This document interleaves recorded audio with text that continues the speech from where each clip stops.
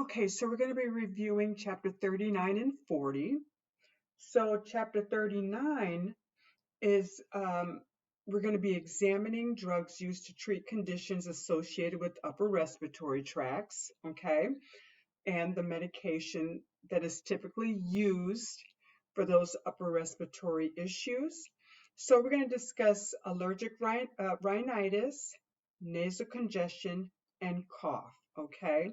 And then chapter 40, we'll discuss medications for asthma and COPD and other conditions that affect the lower respiratory tract. So as I mentioned during class, what would be very helpful is if you went over the first set of slides in regards to the disease processes and fill out whether it be a concept map or a disease process map or something that is individualized per disease, you know, such as emphysema or asthma or any of the other processes you've gone over, have those done, and then review and fill out, secondly, the drug document that I uploaded to Canvas so it can assist you with connecting, okay, this is the respiratory issue. These are the medications used for that respiratory issue that might assist in, you know, bringing the picture together.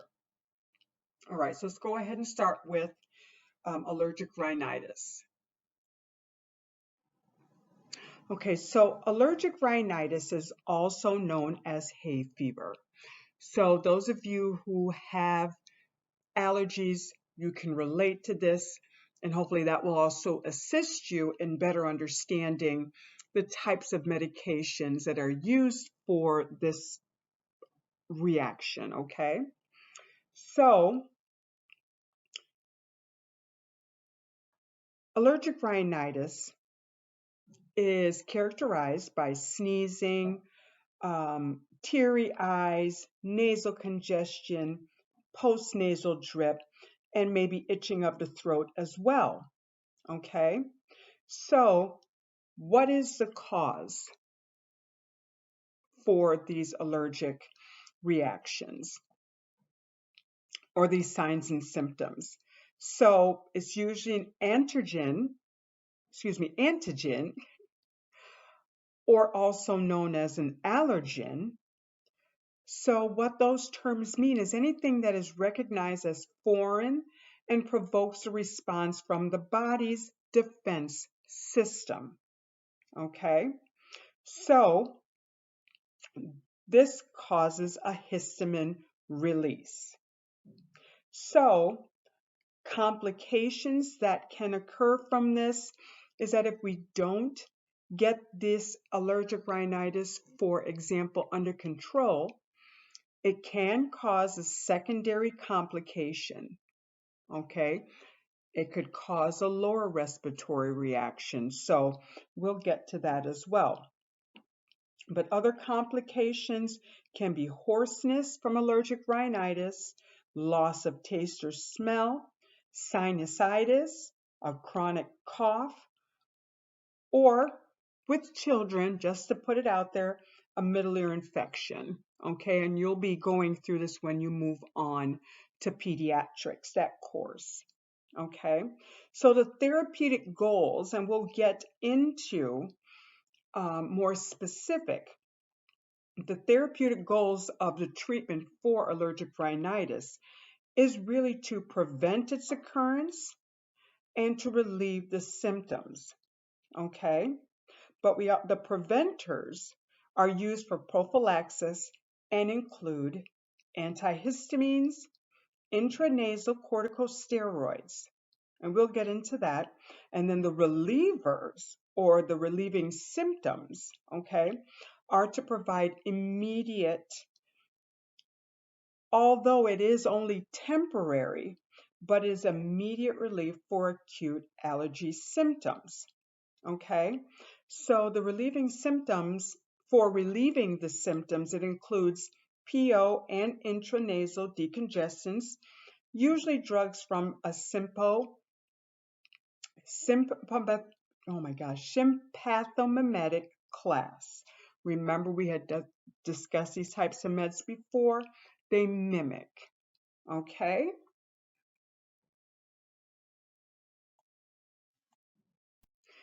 So a histamine, that's a chemical mediator of the inflammatory response, okay? So this is what's responsible for many of the symptoms of allergic rhinitis, okay? So there are H1 receptors or H1 or histamine 1 receptors. Those receptors are responsible for the allergic symptoms, okay? And then you have the histamine 2 or H2 receptors, which are found in the gastric mucosa and is responsible for peptic ulcers. But we're not going to deal with H2 so much during this chapter. We're going to be focusing on H1, histamine 1. Okay, so antihistamines, okay, so we understand that histamine is what's responsible for many of the symptoms of allergic rhinitis or allergies, okay? So antihistamines are drugs that selectively block histamines from reaching its H1 receptors, okay? So in other words, it's alleviating allergic symptoms.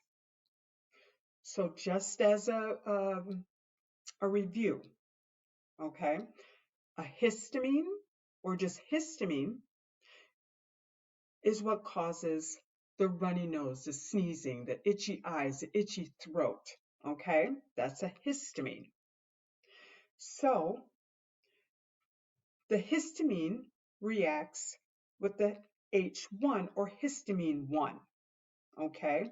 So H1 is a receptor that is responsible for allergic symptoms. And then an antihistamine or against the histamine or against the H1 are drugs that selectively block histamine from reaching its H1 receptors, okay? So it is alleviating any allergic symptoms, okay? Histamine, H1 receptor, antihistamine.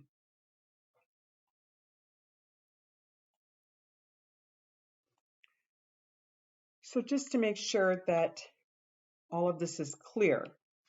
So the term antihistamine is very nonspecific and doesn't state which one of the two histamine receptors, which are H1 or H2, are affected.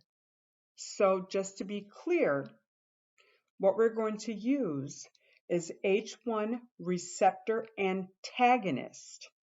Okay, that is more accurate of a term to utilize for antihistamines. Okay, so H1 receptor antagonists can be switched or used the same way with antihistamine. So remember, antagonist goes against the H1 receptors, okay? Okay. So most antihistamines or H1 receptor antagonists are over-the-counter medications, okay? Antihistamines are used for the treatment of allergies. So the prototype that is used in the book is Benadryl or diphenhydramine. I'm sure all of us have either heard of it or have used it, but that's usually if anyone is having problems with allergies or have had a mild allergic reaction, usually the over-the-counter diphenhydramine or Benadryl is used, okay? So the mechanism of action is that it is an H1 receptor blocker. So it is blocking the H1 receptors. All right. So it's used to treat minor symptoms of allergy and cold, but also, just to be specific, it does a little bit more. It does relieve the symptoms of allergic rhinitis. It is also utilized as a sleep aid. Like I said, it assists with allergy symptoms and motion sickness. Okay, so like I stated, this is the prototype used in the book on page 603. So the side effects are dizziness and hypotension, but then the adverse effects is that it can work opposite, okay? And doesn't help anything go away or makes things more severe. The symptoms, your allergic symptoms, allergy symptoms worse. Also, it can cause CNS stimulation and excitability, so making you jittery, making you wide awake, just wide awake. Usually the norm is that it kind of makes you drowsy, slows you down, but the opposite can occur, which is an adverse effect. It can also cause tachycardia and cause anticholinergic effects. Remember, we also discussed this. It is the rest or digest, cholinergic, right? So cholinergic salivary glands are working overtime. So you have a lot of spit, and it makes the GI tract moist so that poop can occur. But anticholinergic dries those salivary glands, so the mouth is dry. Tachycardia, it can cause mild hypotension, but remember our little saying, can't see because it makes the tear ducts dry, you can't pee, you can't spit, and you can't poop. But you know the other word that goes with that saying. Okay, so just remember the anticholinergic effects.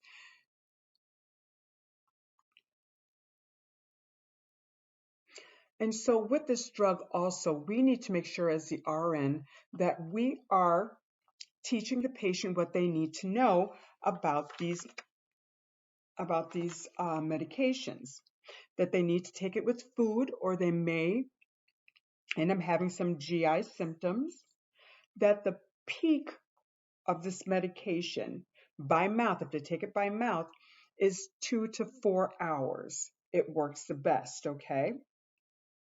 If it is given IM, onset is within 30 minutes and the peak is 2 to 4 hours. But we know by mouth it usually takes 40 minutes to an hour for it to kick in. We also need to teach the patient, the norm of these medications is it makes you drowsy. So they shouldn't drive. They shouldn't drink alcohol while on it because it can potentiate the result. And if they're using it, use it towards the nighttime, unless they want to sleep during the day. Okay? So we need to make sure we teach our patient what the med is for. Why are they using it? Okay? How much to take, how they're taking it by mouth, how often they may need to take it, the side effects that they may encounter, adverse effects that they may encounter, okay, and safety. So this is another antihistamine or H1 receptor antagonist. It is Allegra. This is also in your book. The side effects and the adverse effects are about the same as the diphenhydramine or Benadryl. The difference with this, the mechanism of action, it is, like I stated, an H1 receptor blocker, but this only manages allergic rhinitis or allergy symptoms. Okay, this can also be purchased over the counter. So the use of it, like I stated, it reduces severity of nasal congestion, sneezing, tearing of eyes. And then the adverse effect, headache, upset stomach. That's why they really need to make sure they eat when they're going to take this medication. Drowsiness can occur. Once again, the same education. Eat when you take it. Do not drive, do not drink because it can potentiate. But also understand an adverse effect is that it can do the absolute opposite of what it's supposed to do. Instead of being drowsy, you're wide awake. You can't sleep. You're jittery. Upset stomach, the whole shebang, okay?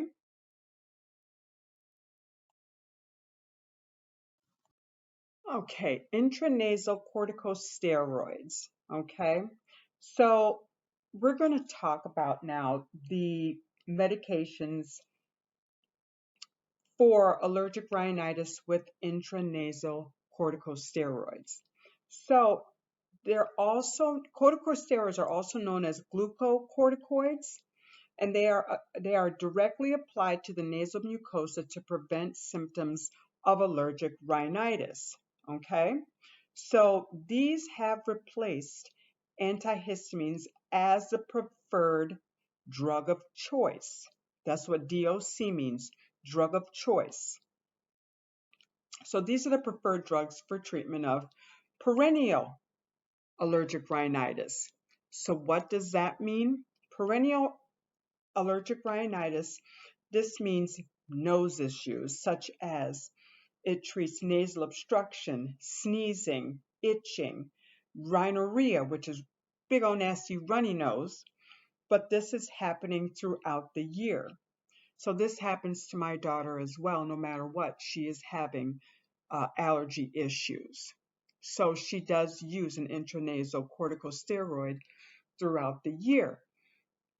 So that is what perennial allergic rhinitis means. They're having these issues throughout the year. Okay? So, intranasal corticosteroids have virtually no serious adverse effects. Okay? And more often, they are the first line drugs in the treatment of allergic rhinitis. So, when it's sprayed into the nasal mucosa, the corticosteroids, it decreases the secretion of inflammatory mediators, it reduces tissue edema, and cause a mild vasoconstriction. These are administered with a metered spray device that delivers a consistent dose of drug per spray. So, I'd have to show you a picture, and I'm sure I will, but it is, you put it up the nose, well, you shake it. So this is what you have to teach the patient, that they have to, how much they're supposed to take. Is it once a day? Usually it's once every 24 hours.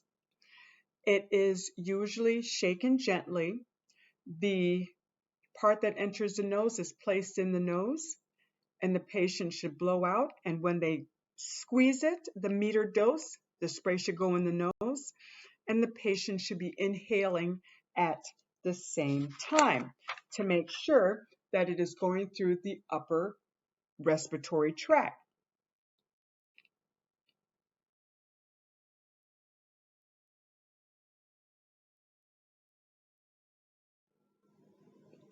So the prototype that's in your book in regards to the intranasal corticosteroid is Flonase. That is found on page 607. So once again, the purpose is the treatment of chronic. Well, corticosteroids can be used for a couple different things, okay? So the mechanism of action is that it decreases local inflammation in the nasal passage. And The uses it treats seasonal allergic rhinitis, but it can also treat perennial rhinitis. It is also sometimes used to treat chronic asthma, but we're going to get to that. So what we educate on is the side effects, which can be nasal irritation, epistaxis, which is nose bleeding. Any adverse effects are very, very rare.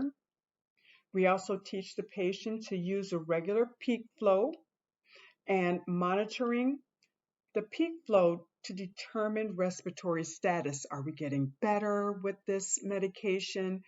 Is it not changing? Are things getting worse? Do we need to partner it with something? So we have a lot of education that we need to make sure we provide to the patient. Okay?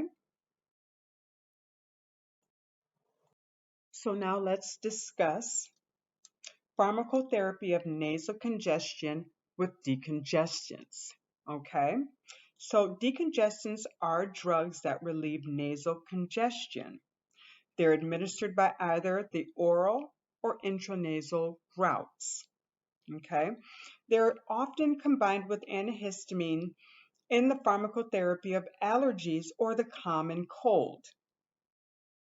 So the most decongestants are sympathomimetics. That's another term that we have discussed prior. And these drugs activate the sympathetic nervous system. So sympathomimetics with alpha adrenergic activity are effective at relieving the nasal congestion associated with the common cold or allergic rhinitis when given by either the oral or intranasal route. Okay? So the intranasal preparation, such as Afrin, are available over the counter as sprays or drops and produce an effective response within minutes. Okay?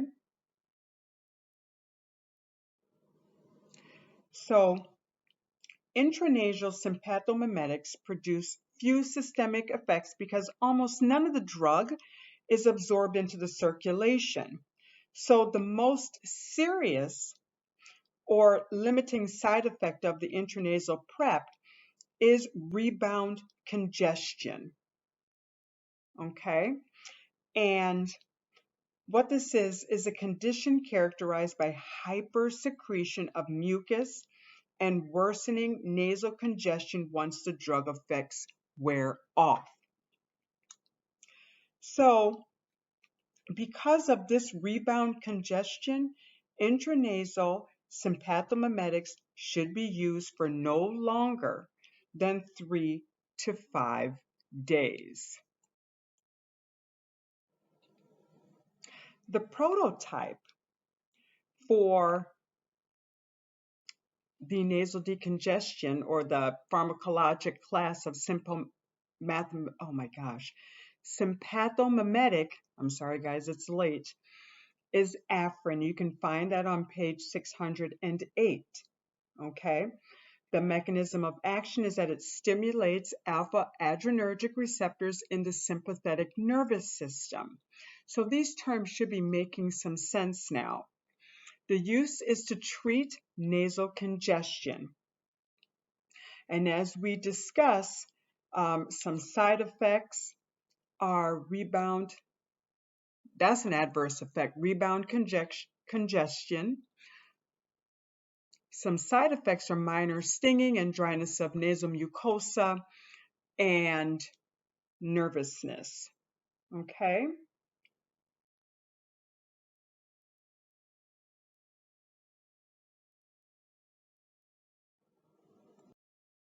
So when these decongestants are given orally, sympathomimetics do not produce rebound congestion when given orally, but their onset of action is much slower than when it's administered intranasally. and they're less effective at relieving severe congestion. And because it's given orally, the possibility of systemic adverse effects is also greater. Okay, so some potential adverse effects of giving this medication orally includes hypertension and CNS stimulation that may lead to insomnia or anxiety. Examples of this type of medication is phenylphedrine, ephedrine, pseudoephedrine, or Sudafed. And I know that these medications should be familiar to us.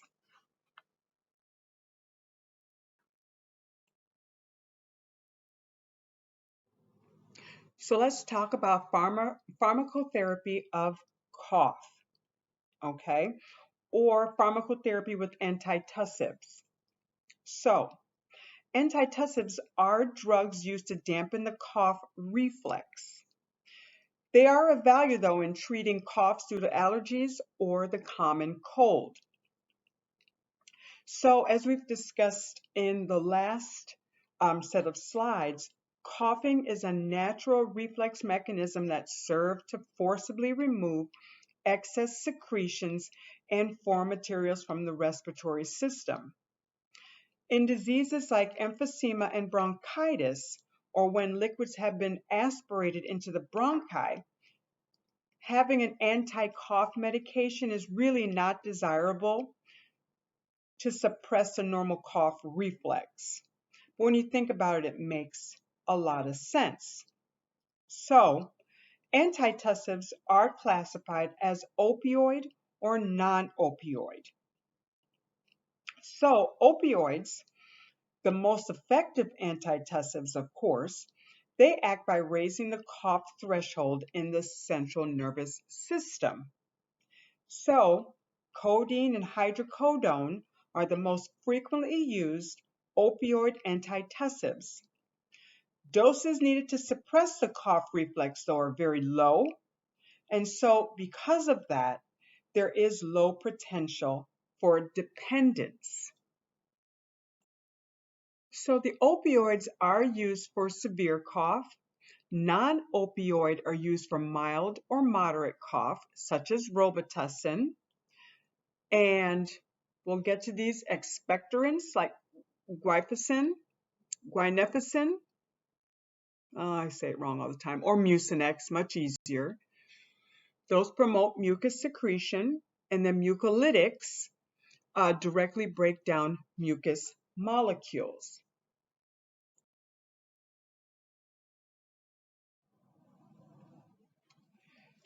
So the primary non-opioid antitussive for a mild cough is dextromethorphan, much easier just to say Robitussin, okay, which is available in over-the-counter cold and flu medications, okay.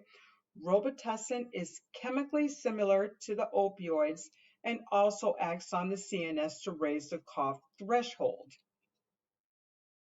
So the prototype is found on page 610 in your book, okay?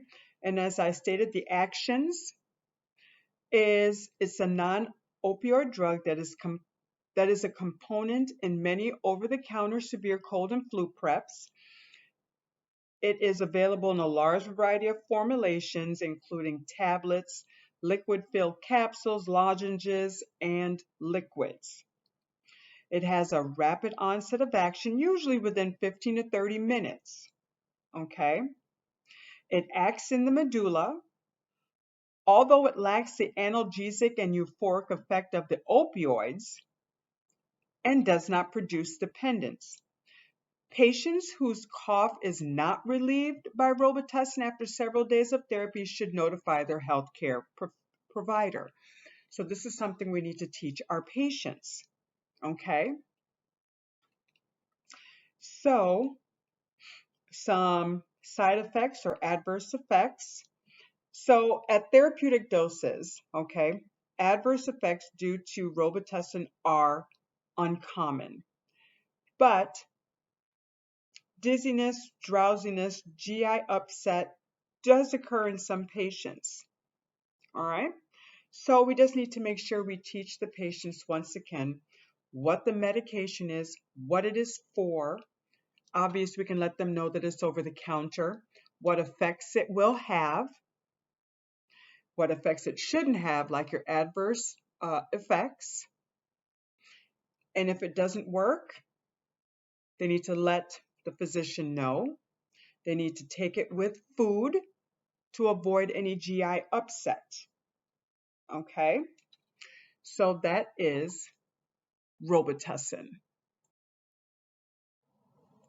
I kind of got ahead of myself earlier, but opioid combos for severe cough. They're the most effective antitussives. They act by raising cough thresholds in the central nervous system. I kind of discussed this earlier, but it doesn't hurt to go over it again. The types that are normally used is codeine and hydrocodone. Doses needed for cough are very low, so that's why to become dependent is very rare or very low. Overdose, although very rare, may cause respiratory depression, and we have to be cautious in clients with asthma. Okay, and we'll get to that in just a few. So of course, it's always good to go through the nursing process. This assess with having a standardized way of organizing what needs to be done for the patient. Okay, so of course, with the assessment, we always collect some sort of health history in regards to, okay, let's talk about your reactions, your allergic reactions. Is it seasonal? Does it happen year round? What are your signs? What are your symptoms? We check their vitals. We want to check their respiratory status. What is their breathing pattern? Are they using accessory muscles? Is there retractions going on? Nasal flaring? Is this an allergic reaction that we are seeing in regards to environmental um, allergens? And then we want to make sure we assess the neurostatus and level of consciousness at all times. So we want to make sure that it is appropriate to have this discussion with the patient. Is there a loved one, such as a caregiver, a spouse, a partner, a family member that this can be discussed with? Then we move on to the nursing diagnoses, okay? And then we want to plan or go through the planning phase, or what are the outcomes that we want? What are the goals that we're making for this patient that we want them to meet?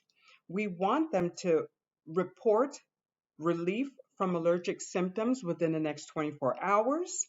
We want them to also demonstrate, whether it be teach back, that they understand the drug's action. We also want them to tell us or teach back that they know how to use the medications the correct way, whether it's intranasal, orally, right? That they understand that certain medications can only be taken for 3 to 5 days. If there are adverse reactions, they need to contact the physician or they need to go to the ER. We need to make sure that they understand all of this as part of our plan, okay? So then we move forward to implementation, okay? This is when we're putting our plan into action. We make sure that if this is bedside, we auscultate breath sounds before administering. We make sure we watch their vitals. We need to have a baseline before we give the medication. We want to make sure we monitor thyroid function, vision changes, because some of these medications can be contraindicated in patients who have glaucoma. We want to monitor neurologic status. Is it too many changes or a drastic change in the central nervous system reactions? We want to make sure we observe for signs of renal toxicity. because that's where the metabolism is going to occur, and monitor for any GI side effects. Okay, so administration by inhalation. This is a common route for pulmonary drugs. Okay, so the respiratory system offers a rapid and efficient mechanism for delivering drugs. Okay, it results in an almost instantaneous onset of action for inhaled substances. So medications are delivered to the respiratory system by aerosol therapy. Okay, so aerosol therapy is the suspension of liquid droplets or fine solid particles in a gas.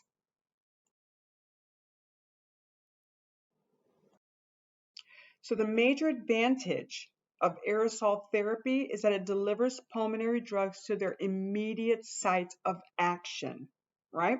So this does reduce systemic side effects. So aerosol therapy can give immediate relief for bronchospasms. Okay, so bronchospasms is an acute condition during which the bronchial smooth muscle rapidly contracts, leaving the patient gasping for breath. Okay, so that's a bronchospasm. So drugs may also be given to loosen viscous mucus in the bronchial tree. But side effects are reduced as stated, but systemic effects can still occur. So there are several devices that are used to deliver drugs, via the inhalation route. So a nebulizer, okay, is a small machine that vaporizes a liquid medication into a fine mist that is inhaled using a face mask, or through a T-piece. It just depends on the person. Some adults are unable to hold the T-piece, so they put a face mask on. But if they're able to hold the T-piece, it can just be placed in the mouth. We just have to teach them how to make that seal, and that to breathe as normally as possible through their mouth. But if they have the face mask on, they can just breathe normally as they would without the mask on. So I don't know if anyone knows anyone who has, I don't want to say severe asthma, but the asthma is severe enough where they require nebulizer treatments. Individuals also who have other issues like COPD can also use nebulizers, the aerosol therapy, because it does go straight into the lungs. Okay, so there are also metered dose inhalers, which are MDIs. This is the most common type of device used to deliver respiratory drugs. This is what we were discussing in class, where we have to teach the patient how to make a seal on the MDI so that all the medication goes into the lungs. Okay, so the MDIs consist of a propellant inside a canister filled with medication. The patient depresses the canister while inhaling a slow, deep breath. This helps to deliver a measured dose of medication to the lungs during each breath. Okay, so that's a metered dose inhaler. Then we have the dry powder inhaler, or the DPI. If the drug is a solid, okay, it may be administered using a dry powder inhaler. This will all start making a little bit more sense. A DPI is a small device that is activated during inhalation, okay, to deliver a fine powder directly into the bronchial tree. So it's not like the MDI where you press it and then the medication goes in your mouth and then you can inhale. With the DPI, it is a powder, so the only way the patient can get it into the lungs is by inhaling it. You can't press a button. It has to be done by, that's the only way it can get into the lungs. Okay? So the nebulizer is a machine that changes a liquid into a fine mist that a patient can use using a mask or a T-piece, and it goes directly into the lungs. Okay? It uses a small machine like I stated. Patient breathes normally, and it usually lasts about 5 to 7 minutes. Okay, then you have your meter dose inhaler, which is the type that has the medication in the canister within the holder. We teach the patient how to make a good seal. They blow out, they press the MDI, inhale, hold their breath, and then they exhale. Okay, and the client times inhalations to puff the drug. Okay, and then like I say, the DPI, the only way the patient can get it into their system is if they inhale it from the container, for lack of better words. If you look on page 618 in your book, towards the bottom of the page, you will see the left picture, okay, is an MDI.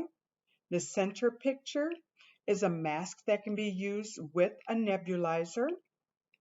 And the third or the right picture is a DPI, okay, the dry powder inhaler.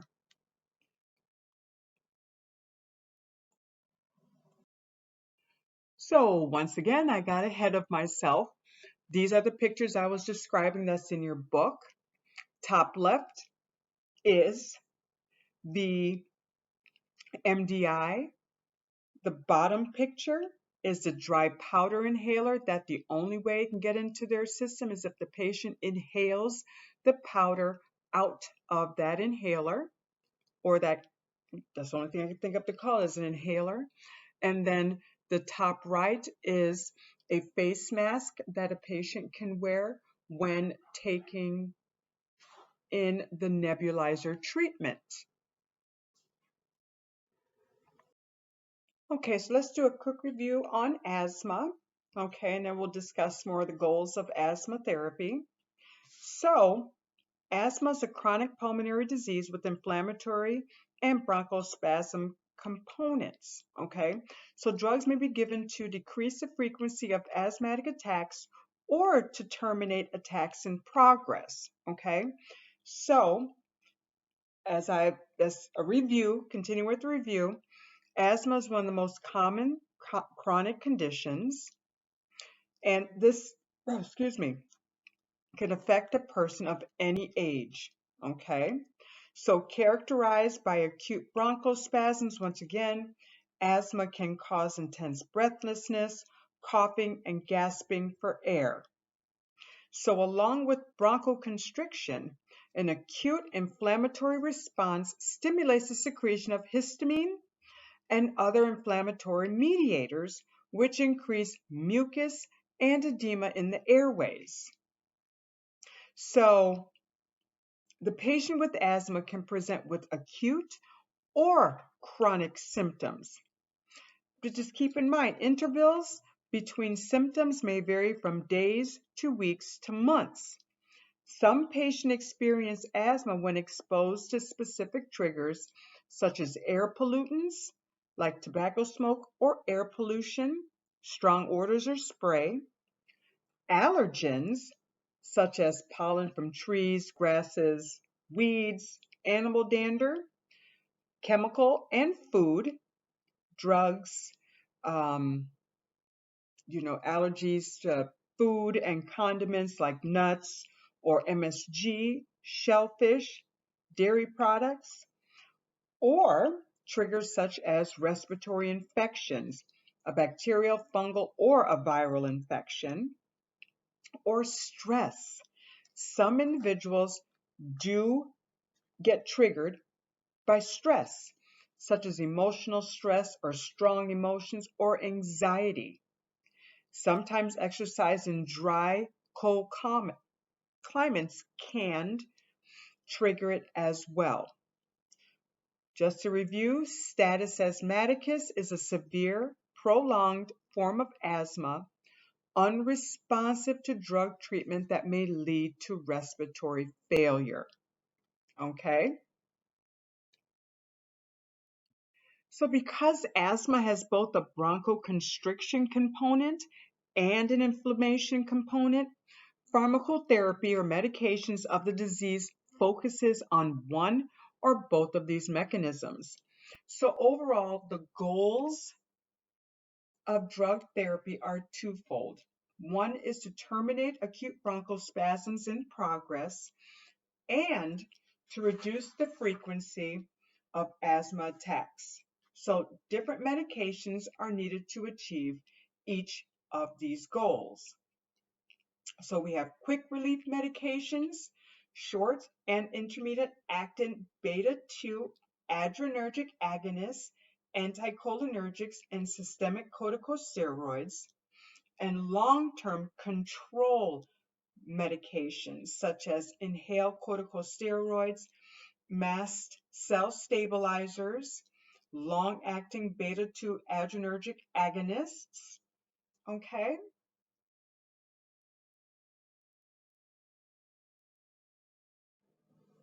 so here's a picture on the left of the healthy airways. And then on the right, not so healthy airways. We have inflammation, okay, the airway and asthma. So this is a nice picture to give you a general idea of what the asthmatic airway looks like versus healthy airways. So now let's talk about treating acute asthma with beta adrenergic agonists. Okay, so beta 2, now we talked about beta 1, 2, and 3. Right now we're referring to beta 2 adrenergic agonists, or simply beta agonists.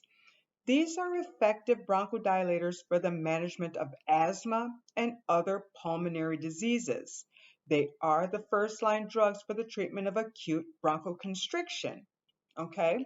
So, beta adrenergic agonists are drugs that activate the sympathetic nervous system. This relaxes bronchial smooth muscle, resulting in bronchodilation. So beta adrenergic agonists, they're classified by their duration of action as being short or long acting, okay? So we have our SABAs, the short acting beta agonists, such as albuterol, and names you've also seen albuterol under is ProAir or HFA, Proventil HFA, or Ventolin HFA. Okay, those are SABAs. These medications have a rapid onset of action, usually several minutes. So these are your rescue inhaler. Okay, these are the most frequently prescribed drugs for aborting or terminating an acute asthma attack. Okay, the only issue is that their effects only last about 2 to 4 hours. So the use of SABAs is generally limited to an as-needed management of acute episodes. Okay, so the rescue inhalers are fast-acting or normally PRNs. We tell the person who needs it because of bronchoconstriction that it is only to be used during acute attacks, and it can be used normally every 4 hours as needed. Okay, so let's talk about the LABAs, which are long-acting beta agonists. This includes Volspire ER and salmeterol. Okay, this is also, so I'm so sorry. So before I go, I want to make sure that I let you know that there are some examples of bronchodilators, okay, or SABAs on page 621, as well as on page 620, okay, your SABAs and your LABAs. So, we're going to move on to the next slide. So here is the prototype for bronchodilators, the beta adrenergic agonist, or one of your SABAs, short-acting beta adrenergic, albuterol, which is also Proventil or Benylin. The mechanism of action is selectively it binds to beta-2 adrenergic receptors in bronchial smooth muscle. The use of it is to terminate acute bronchospasms. A normal side effect, though, is tachycardia, some restlessness, and maybe tremors, okay? Whereas more of an adverse effect would be your headache, your throat irritation, and in combo therapy, this is given first, okay? So what that means is we want to open those airways so the patient can breathe.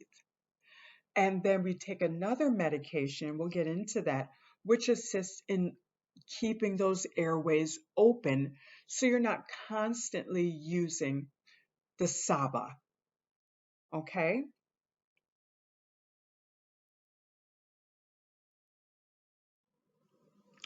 So let's talk about our long-acting.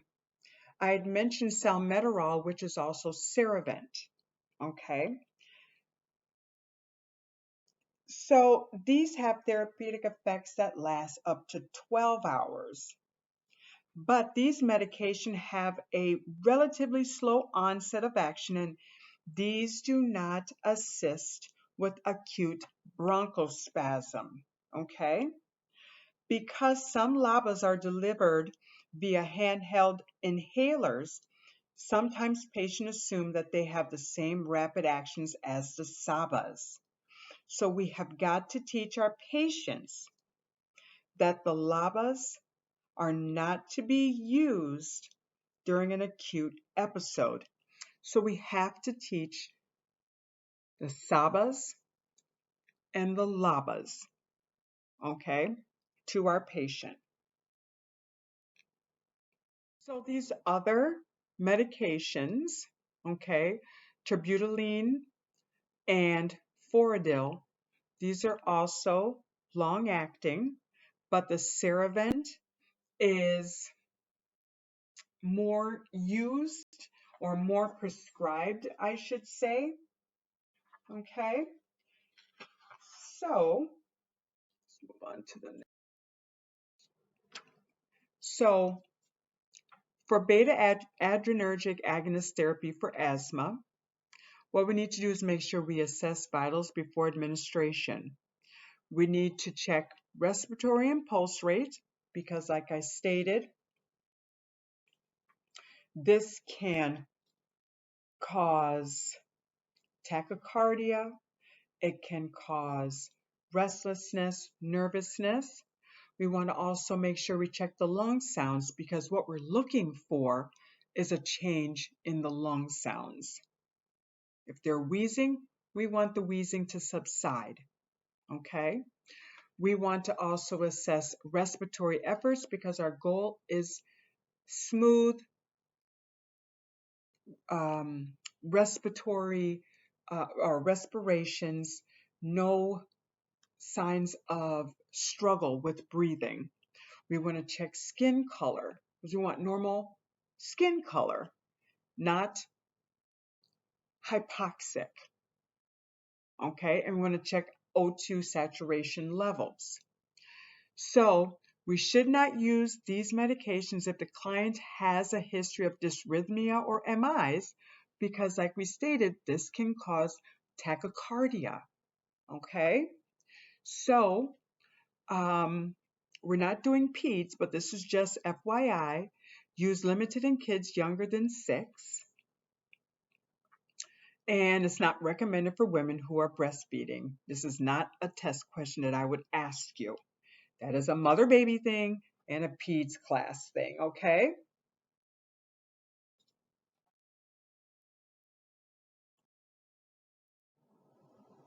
So although beta agonists are the preferred drugs for treating acute asthma, anticholinergics, which are also called cholinergic blockers, are alternative bronchodilators. Okay, so anticholinergics, and we know that dries up stuff, right? They block the parasympathetic nervous system. Because the parasympathetic response is largely the opposite of sympathetic response, blocking the parasympathetic nervous system results in actions similar to those of stimulating the sympathetic nervous system.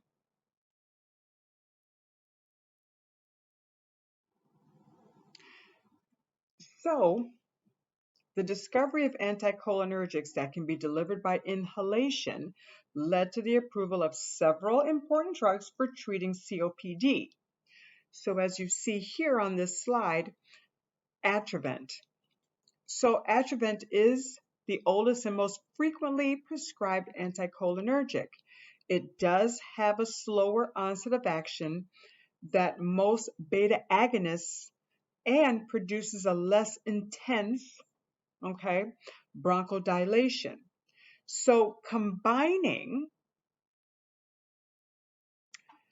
Atrovent with a beta agonist produces a greater and more prolonged bronchodilation than using either drug alone or separately.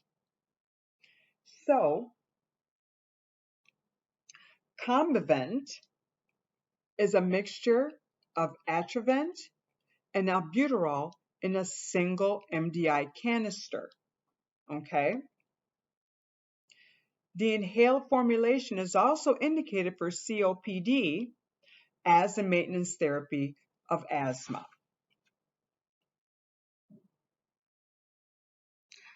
So just to read what's on this slide, the mechanism of action, it causes bronchodilation by blocking muscarinic receptors in bronchial smooth muscle. Okay, so the use is to relieve acute bronchospasm. So side effects are cough, drying of nasal mucosa, anticholinergic, dry, hoarseness, or bitter taste. So with anticholinergic therapy for asthma, the inhaled anticholinergics are relatively safe medications, and systemic anticholinergic adverse effects are pretty uncommon, okay? So we need to make sure we assess the respiratory rate before and after the dose of MDI, okay? Meter dosed inhaler. We want to monitor the vitals. We want to make sure we assess the history of narrow angle glaucoma, because if they have this, or BPH or renal disorders, because it's contraindicated if they have glaucoma and BPH. And then if there are renal disorders, we may have issues because that's where a lot of the metabolism occurs. Okay?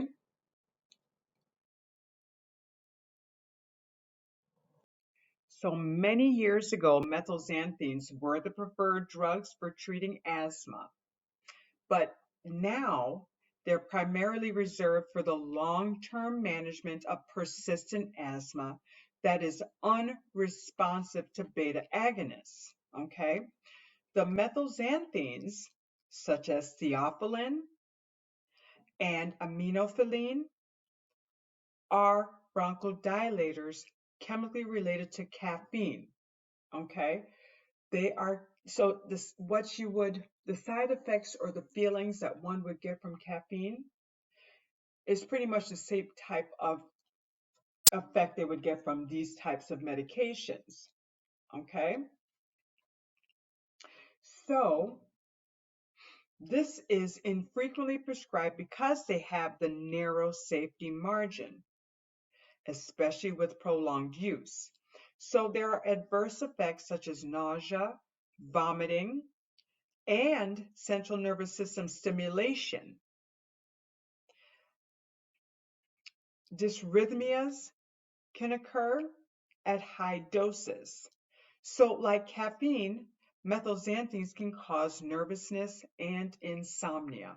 So, this is why this particular medication is not one of the top options that are prescribed for our asthma patients. So, if this is prescribed for the patient or an order is written for it, we need to assess the vitals. This medication is contraindicated in certain conditions such as CAD or angina pectoris because this med has the same chemicals as caffeine does. Okay, we don't want to put more work on the heart. Severe renal or liver disorders, as I stated in regards to metabolism, with BPH or diabetes. All right. So we have to use cautiously in our elderly and monitor blood levels.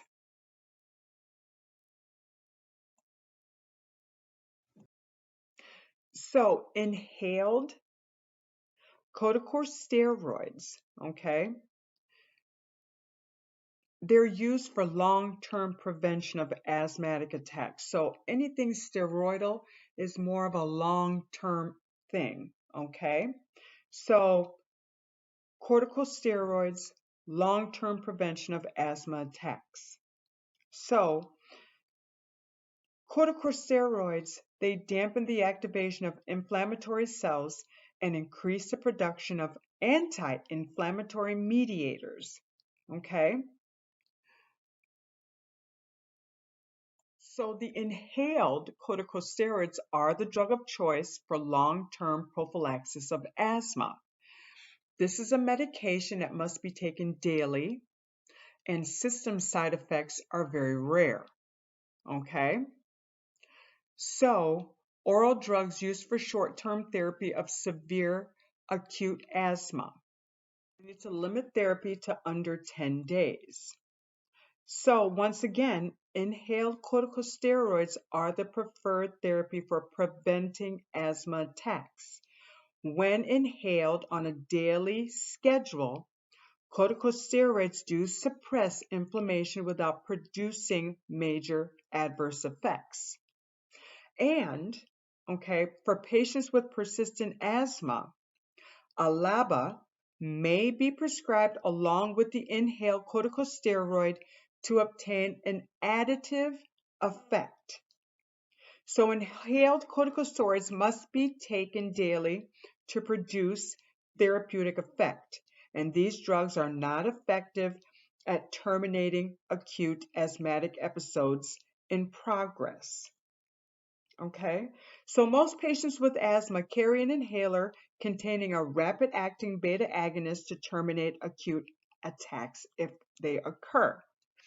So, once again, these corticosteroids are more of a long-term medication.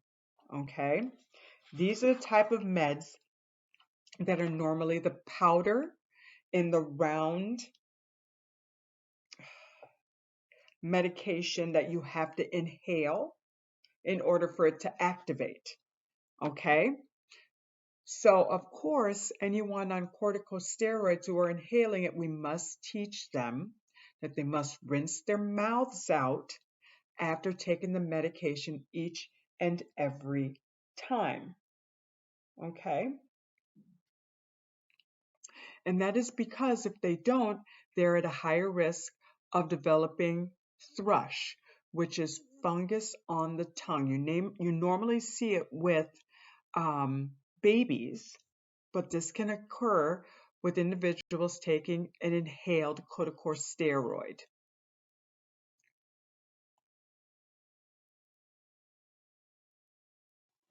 So the prototype is QVAR, okay? The mechanism of action is it acts by reducing inflammation, it suppresses airway mucus production, and promote responsiveness of beta-2 receptors. The use is to decrease the frequencies of attacks. So this is, like I said, a more long-term medication to keep the airways open.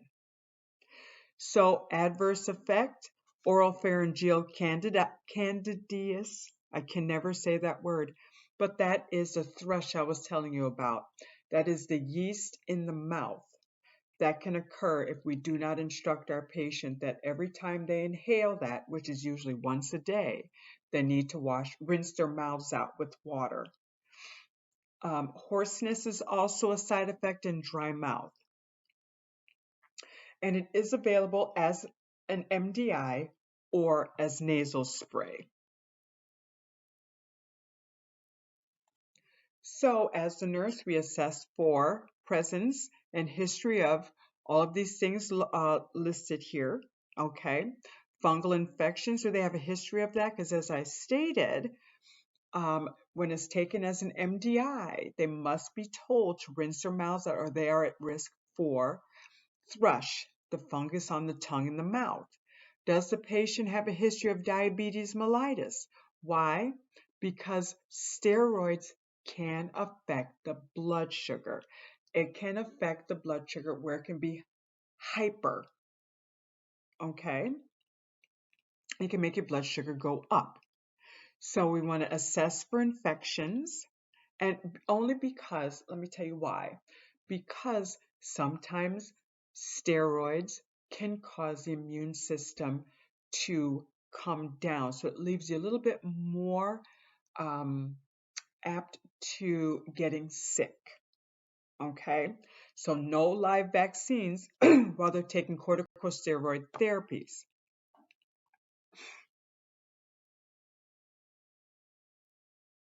So we're going to discuss leukotriene modifiers, but let's discuss what leukotriene is. Okay, so leukotrienes are mediators of the immune response that are involved in allergic and asthmatic reactions. Okay, so when released in the air, leukotrienes promote edema, inflammation, and bronchoconstriction. Okay, so leukotriene causes that allergic reaction. It causes that asthmatic reaction. So that's why there would be a leukotriene modifiers. Okay, so leukotriene modifiers are used as alternative drugs in the management of asthma symptoms. Okay, leukotrienes cause allergic and asthmatic reactions. Leukotriene modifiers, okay, these are used for asthma prophylaxis. These reduce inflammatory components. Okay, so it goes against leukotrienes. All right, so there are currently 3 drugs that modify leukotriene function. One is Zyflo, CR, Accolate, and Singular. Okay, these act by blocking leukotriene receptors. And all 3 of these meds reduce inflammation. So the prototype for leukotriene modifiers is Accolate.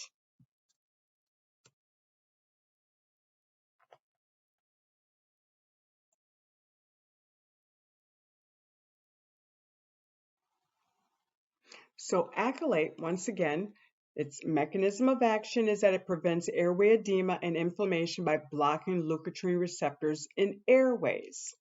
Okay, so it blocks the allergic and asthmatic reactions that leukotriene cause. Okay, the use is prophylaxis of persistent chronic asthma. So these are the things that we need to teach the patient when they are prescribed these medications.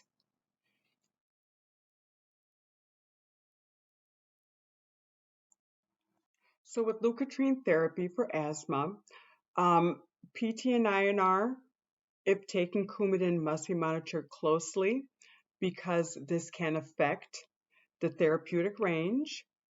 We want to monitor CBC and liver function, closely monitor theophylline levels with concurrent therapy.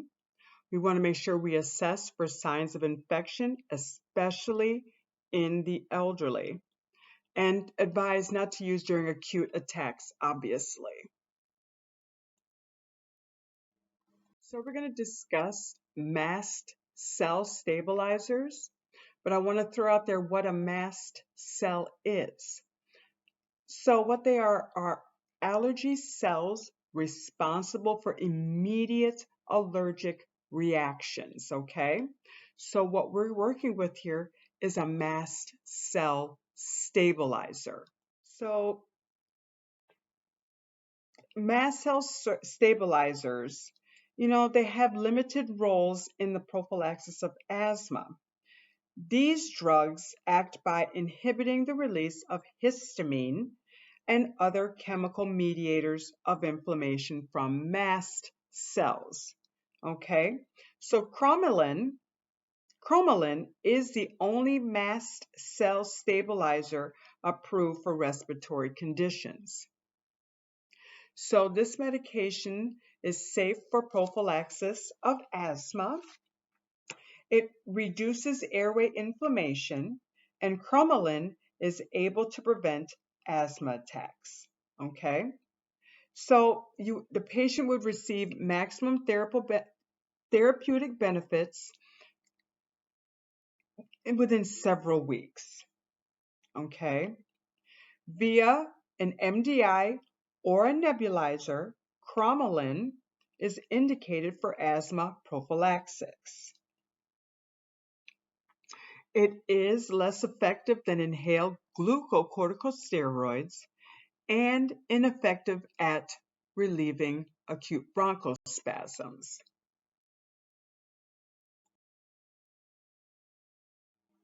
Okay, so we're going to start discussing goals of COPD therapy, but let's go ahead and review COPD. Chronic obstructive pulmonary disease. Okay, this is a progressive pulmonary disorder characterized by chronic and recurrent obstruction of airflow. Okay, so the two most common examples of COPD is chronic bronchitis and emphysema, which we have just discussed. So COPD is a major cause of death and disability. So in chronic bronchitis, there is excess mucus is produced in the lower respiratory tract due to inflammation and irritation, usually from cigarette smoke or pollutants. Okay, COPD is progressive with the terminal stage being emphysema. The patient suffers from extreme dyspnea from even the slightest physical activity, including talking. So let's go ahead now and start talking about the goals of COPD therapy. The goals are to relieve symptoms and avoid complications of the condition. Okay, so there is a various class of drugs that are used to treat infections, control cough, and relieve bronchospasms. So most patients will receive the same classes of bronchodilators and anti-inflammatory drugs that are used for asthma. Both short-acting and long-acting bronchodilators are prescribed. Mucolytics and expectorants. So mucolytics to dry up and expectorants to help cough are sometimes used to reduce the viscosity of the bronchial mucus and to aid in its removal. Long-term oxygen therapy does assist with breathing and has shown to decrease mortality in patients with advanced COPD. Antibiotics may be prescribed for patients who experience multiple bouts of pulmonary infection. So when we were talking about pulmonary hypertension, okay, so what we're seeing is when we have an exacerbation of COPD, everything is constricted, everything is working harder within the lungs, okay, the airways in the lungs, the vessels in the lungs. And we all know that in order for us to get the blood oxygenated, the heart must pump it into the lungs in order for the lungs to oxygenate and go back up into the ventricles. And so this is where we were talking about where pulmonary hypertension begins. If we're able to give the COPD patient the fast acting and then the long acting and maybe the mucolytics and the expectorants, those may alleviate all the pressure caused by the emphysema, which then can decrease our chances of right-sided heart failure, right? So if the COPD or the emphysema is not controlled, then we go into cor pulmonale, which in turn, we're going to end up with right-sided heart failure, okay? So these medications is what can be given to the patient to then reduce the pulmonary hypertension so we can put less pressure on that heart and reduce heart failure chances, okay? So I'm hoping this is starting to paint a picture for you. So patients with COPD not receive drugs that have beta adrenergic antagonist, okay, activity or otherwise cause bronchoconstriction. They already have constriction in the airway. So respiratory depressants such as opioids and barbiturates should be avoided. Why? Because side effects, respiratory depression. They're already struggling, okay? It is important to note that none of the pharmacotherapies offer a cure for COPD. COPD cannot be cured, it cannot be reversed, but it can be managed, okay?